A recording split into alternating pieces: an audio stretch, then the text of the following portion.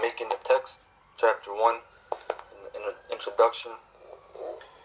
Alright, so it says, second, the development of the text did not stop with the publication of the translator's work in 1611.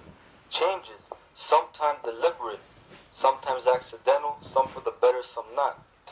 From 1629 on, editorial work on the text began to be a major factor in creating the text that we have today. The spelling was modernized, changes were made in the translation, and the punctuation was revised. Most of the changes were made by 1769, but work on this sort has never quite ceased. As a result, modern versions differ constantly from the 1611 text. So these devils, man, they haven't stopped trying to mess with the word of the Most High. But it says that His word is purified in the earth 7 times, man. You know, His word is there, man. It's been tested. It's stood through the test of time. You know, like an old saying. Alright? And this goes into some info here.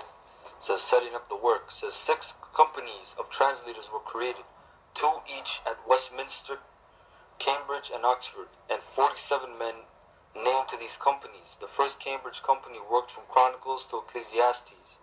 The first Oxford company took the prophets, and the second Oxford company the Gospels, Acts, and Revelations. Alright.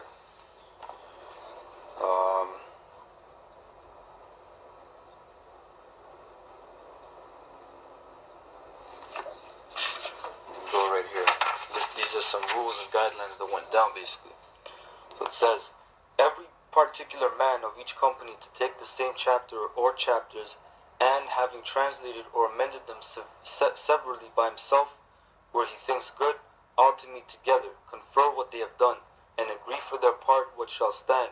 As one company hath dispatched any one book in this manner, they shall send it to the rest to be considered of seriously and judiciously, for His Majesty is very careful for this point. If any company, upon the review of the book so sent, shall doubt or differ upon any place, to send them word thereof, note the place, and withal send their reasons, to which, if they consent not, the difference to be compounded at the general meeting, which is to be of the chief persons of each company at the end of their work. When any place of especial obscurity is doubted of, letters to be directed by authority to send to any learned man in the land for his judgment of such a place. The directors in each company to be the deans of Westminster, Chester, for that place, and the king's professors in the Hebrew and Greek in each university.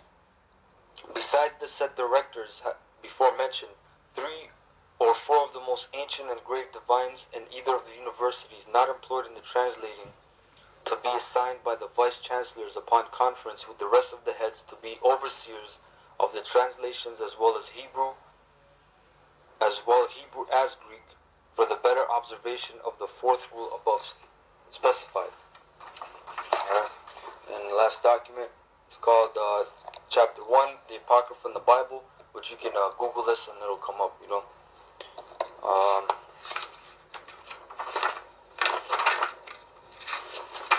Because this is going to deal with the Apocrypha a little, you know. Because you got assholes out there saying, oh, the Apocrypha is not inspired and all this madness, you know. So it says, indeed, they were regarded as too integral a part of the King James Bible that George Abbott, one of the New Testament workers on that version, after he became Archbishop of Canterbury, issued an ordinance that anyone who published the English Bible without the Apocrypha should be imprisoned for a year. But the Puritans, which were Edomites, had already begun to demand copies of their own Geneva version without the Apocrypha. They felt not so much the critical objection that these books were not in the Hebrew Bible as the practical one, that they were for the most part so sensational in character and on so low a moral and religious level. As early as 1599, copies of the Geneva Bible began to omit the sheets containing the Apocrypha, even though the leaf numbering which continue through the New Testament showed that they had been left out. As Sir Frederick Kenyon crisply puts it, the Puritans persecuted the Apocrypha. Alright? The King James Bible itself, in spite of Archbishop Abbott's ruling, began in 1629 to appear occasionally without the Apocrypha, And while the 6th article of the Church of England definitely affirmed that they belonged to the Apocrypha, the Puritan influence in the rising denominational movements more and more pushed them into the background. This practical rejection of them found expression in 1827 in the action of the British and American public societies, declining to use any of the funds given them in publishing the Apocrypha. It says, most printings of the King James Bible during the century that followed omitted them, and now it is difficult to find the Apocrypha in any English Bibles except those designed for pulpit use. The Cambridge Press has recently issued one, which can, it is true, be ordered through a bookstore, but few American booksellers have it for sale. Almost all modern publishers of the King James Bible tacitly omit the Apocrypha.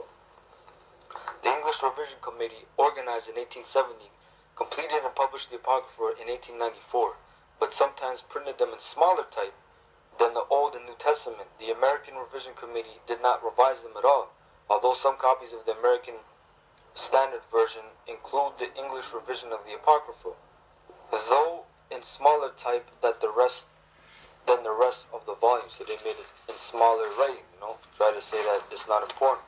Bunch of damn devils, man. Whatever may be thought of the English revised version of the Old and New Testaments, there could be no doubt that the revised Apocrypha fall far below it in quality. Alright? And, I believe that was it on this. Yeah.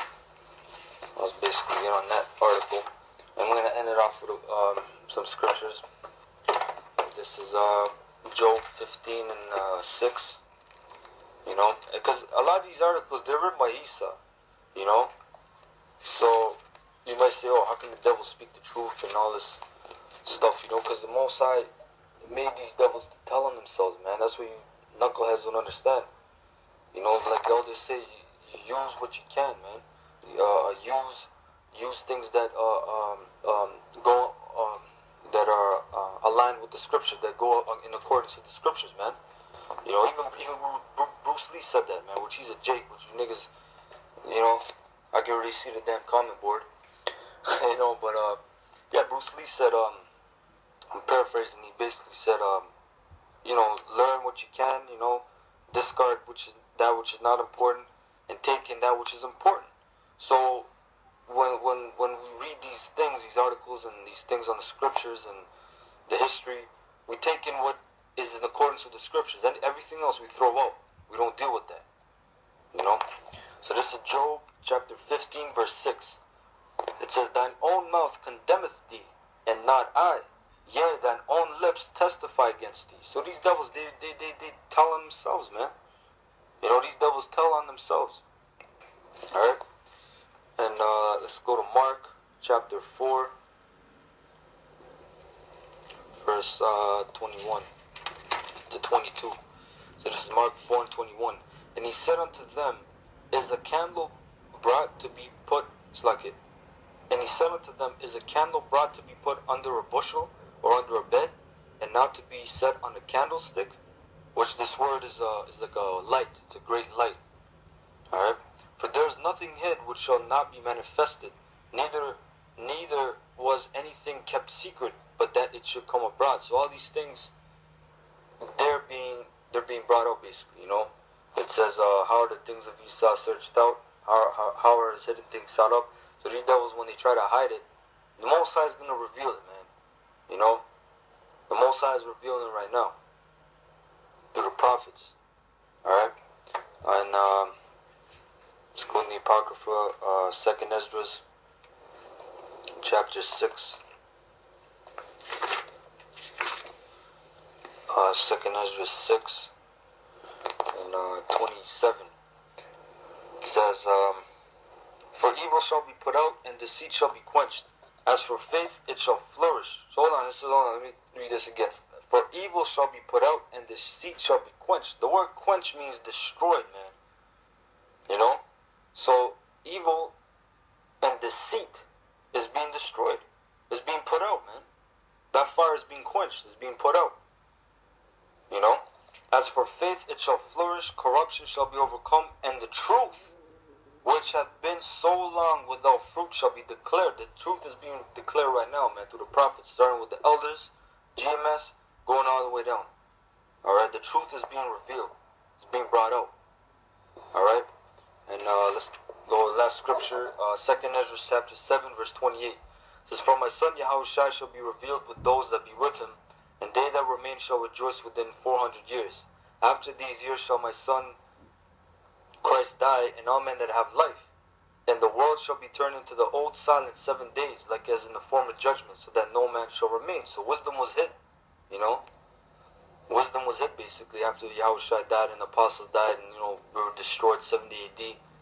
And even though we ruled in the Middle Ages, we didn't have this truth basically, We were in darkness, and then we went into slavery, and then in slavery the Most High showed us the truth, because in Job it says, in oppression he openeth the ear.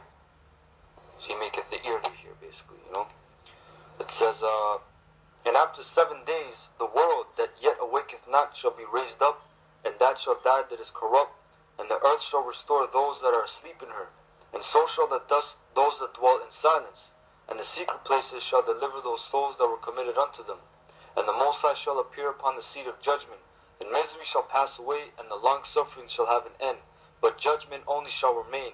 Truth shall stand, and faith shall wax strong, and the work shall follow, and the reward shall be showed, and the good deeds shall be of force, and wicked deeds shall bear no rule. Alright, so with that, I say all praises to Yahweh, Bahasham Yahushai, double honors to the elders, great millstone, double honors to you brothers out there doing the true work of Yahweh, Bahasham Yahushai. I hope this was edifying. Alright, Shalom.